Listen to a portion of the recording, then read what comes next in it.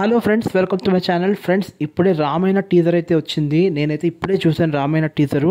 అసలు మామూలుగా లేదు టీజరు. అసలు గ్రాఫిక్స్ కానీ, విఎఫ్ఎక్స్ కానీ, అసలు యానిమేషన్ కానీ అసలు మొత్తం అదిరిపోయింది అనమాట.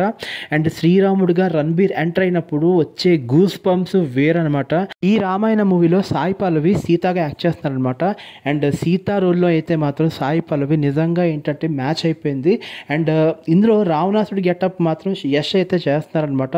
అసలు యష్ చూసినప్పుడు నాకు చాలా భయంకరంగా ఫీల్ అయ్యాను అనమాట. అంత భయంకరంగా ఫీల్ అయ్యాను. అండ్ తర్వాత హనుమంతుడిగా ఏంటంటే బాబీ డియోల్ ఉన్నారనమాట. మొత్తానికి ఈ టీజర్ మొత్తం అంతా విఎఫ్ఎక్స్ మామూలుగా ఐ వండర్ అనమాట. నిజంగా అంటే స్టార్టింగ్ విఎఫ్ఎక్స్ యానిమేషన్ అదిరిపోతుంది. అంటే బ్రహ్మ విష్ణు మహేశ్వరుని చూపిస్తారనమాట. అదొకటి చాలా ఐ ఫీస్ట్గా ఉంటుంది. చాలా అంటే చాలా బాగుంటుంది అనమాట. దీని తర్వాత ఈ రామాయణ అనేది పార్ట్ 1 పార్ట్ 2గా రిలీజ్ చేస్తారు. పార్ట్ 1 వచ్చేసరికి 2026 దివాళీలో రిలీజ్ చేస్తే, పార్ట్ 2 వచ్చేసరికి 2027 దివాళీలో రిలీజ్ చేస్తారని చెప్పి దాంట్లో అయితే ఆ టీజర్లో అయితే ఉందన్నమాట. మొత్తానికి రామాయణ టీజర్లోని రణబీర్ కపూర్ రాముడిగా చాలా అంటే చాలా యాప్ట్ అయిపోయారు.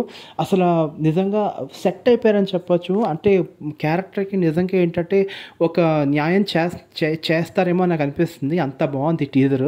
అండ్ రామాయణ టీజర్ గురించి first of all major plus points ఏంటంటే విఎఫ్ఎక్స్. స్టార్టింగ్ ఓపెన్ చేయగానే ఒక మంచి సూతింగ్ బ్యాక్గ్రౌండ్ స్కోర్ వస్తుంది అనమాట. అంటే ఒక రిలీజియస్ బ్యాక్గ్రౌండ్ మ్యూజిక్ ఉంటుంది.